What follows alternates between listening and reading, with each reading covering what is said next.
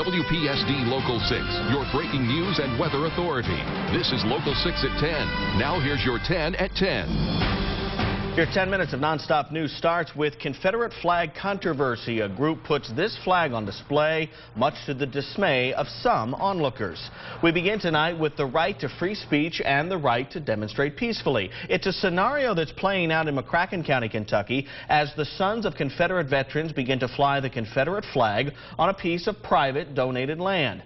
And as Local 6's Robert Bradfield shows us, some people are red hot over a different kind of red, white, and blue flag. That's tonight's top story.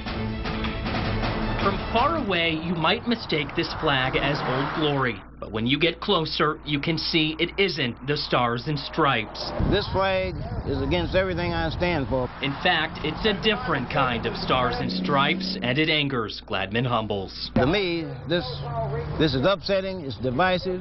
But it isn't illegal. A member of the Paducah chapter of the Sons of Confederate Veterans donated the private property. The group's organizer says the flag is a part of Southern history and is not meant to be a racist move. Some people are opposed to the rebel flag.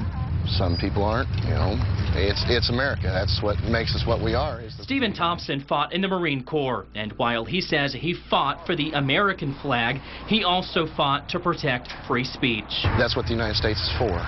Freedom. Freedom to choose. Everybody has the right to decide either way. It's a right Humbles also fought for during the Korean War.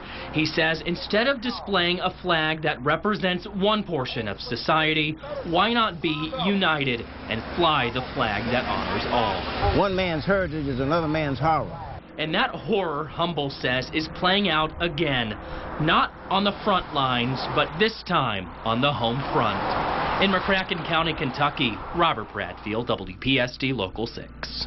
The Confederate flag is flying near Traders Mall on exit 16 off Interstate 24. We repeatedly asked for an interview with a representative from the Sons of Confederate Veterans, but we were told they had no comment. And while no one from the local chapter of the Sons of Confederate Veterans wanted to speak with us, here's what we've learned from the national organization's website. The group is, quote, preserving the history and legacy of Confederate heroes so future generations can understand the motives that animated the Southern cause. Also, according to the website, the national group was organized in 1896 in Richmond, Virginia, and today continues to serve as a, quote, historical, patriotic, and non-political organization.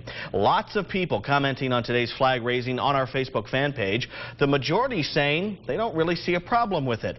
David Worley writes, the Sons of Confederate Veterans has every right to preserve and protect the heritage of their forefathers. I fly a Confederate flag in my front yard, for it is the flag of the last free nation we were ever under.